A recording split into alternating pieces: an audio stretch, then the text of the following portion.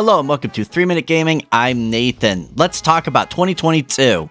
The year is over, and by the time this video comes out, it's probably going to be 2023. And not gonna lie, it's looking like 2023 is going to be an insane year for gaming, but 2022 was no slouch. So today I'm going to talk about which games I played that were my personal favorites. Keep in mind, this is obviously completely subjective, and there's also a handful of games I just didn't play or am currently in the process of playing that did not make the list. Some key ones being Sonic Frontiers, Plague Tale 2, Xenoblade Chronicles 3, and Horizon Forbidden West. I'm sure those games are good, but I didn't get to them, so whoopsie doopsie. Anyway, here's a bunch of honorable mentions before we get to the good stuff. In no predetermined order whatsoever, these are my favorite games of 2022. Man, I really liked Chained Echoes. This is a late addition to this list, as it came out near the end of the year, and it's a JRPG-style turn-based game that just completely blew me away. A little background, I grew up on SNES JRPGs like Final Fantasy IV, 6, Chrono Trigger, 7th Saga, Breath of Fire, and so on, and this game really felt like a combination of all those best bits of all of those. I cannot wait to play through it again. Evil West is a game where you use an electrified Tesla coil-powered gauntlet to punch vampires so hard that they explode in blood and viscera in the Wild West. Like, how could you not love this game? While its simple design may not have landed with some more picky players, I really enjoyed my time with this game's linear beat-em-up experience. It's not like some kind of amazing masterpiece or anything, but it was really fun, which mattered most to me.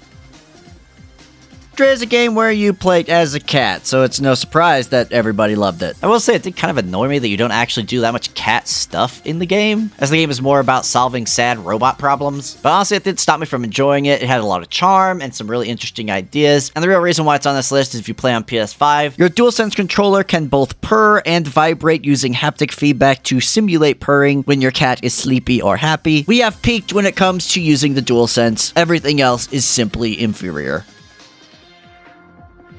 I guess that simple games are actually awesome is a theme for this year because Power Wash Simulator is about as basic as it gets. You clean stuff, that's it. But the game's secret sauce is actually its co-op. My wife and I played through the entire game twice, once on each of our profiles, plus all of the bonus levels while listening to podcasts and chatting. This game sounds basic and stupid, but it really is perfect for playing in the background while chatting with mates over Discord. Nobody Saves the World was an early release this year that everybody completely forgot about when award time came around, which bums me out because this game is delightful. It's essentially a game about leveling different jobs or classes, except those classes aren't Warlock or Mage, but instead Horse. The synergies and hilarious story gelled really well, and I hope if you overlook this one, you rectify that and go play it. Man, what a game. Ragnarok really closed out not only the God of War Norse cycle, but also the whole series. So satisfying. While at its core, it is just kind of more of the 2018 game. So much has been expanded and improved on that it really feels fresh. Not to mention that 2018 game is still an absolute banger. I will say it didn't hit me as hard emotionally as the 2018 one did. I think that one's story was a bit tighter, but even that minor complaint should not stop you from playing this game if you own a PlayStation. It's a delight. Alright, enough with these small fry games, let's hit my absolute bangers, and in the spirit of the channel, I picked 3, because that's a motif that I sometimes stick to, and sometimes I don't stick to it, but I'm sticking to it right now. And I guess these ones are actually ranked too, why not? So let's count down my top 3 favorite games of 2022.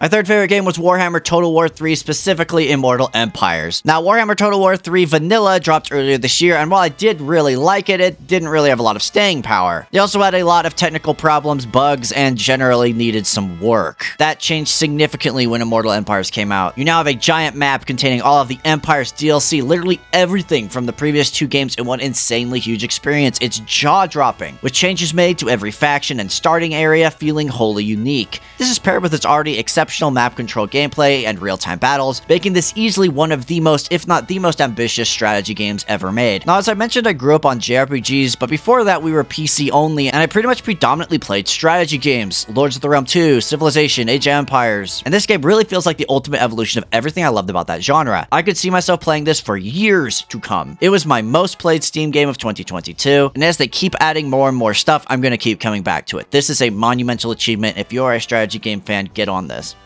My number 2 game is Vampire Survivors, which should not be a surprise to anyone following this channel. Now, I'm fully aware it did not invent the Survivors genre. One could argue that Magic Survivor on mobile laid the foundation. Vampire Survivors is also, in my opinion, not necessarily the best Survivors game anymore either, as many of its imitators have evolved the formula. But Vampire Survivors is more than just a fantastic example of the birth of a new genre. It was a genuine experience when it was in early access. I bought this game early in 2022, and then throughout the year, my friends and I were all about VS, and every 2 weeks or so, when a new update would would drop, our group chat would be filled with like, VS Day, quick, get out there and play it. And we'd all rush to compete to see who could get the new achievements first and talk about the new upgrades and find all the new secrets. And then the chat would go quiet and talk about something else until the next update dropped and we do it all again. It really made the year awesome. Now, even if you missed that, playing it now is still a lot of fun, so much so that I got every achievement on both Xbox and Steam because I have problems. But you know what? Whatever. This game's simplicity is its strength, and I'm mostly just happy Konami hasn't sued them into oblivion. And 3-Minute Gaming's #1 game of the year. Big surprise here, Elden Ring. Yeah, I know, it's the one everyone's picking. I'm sorry. I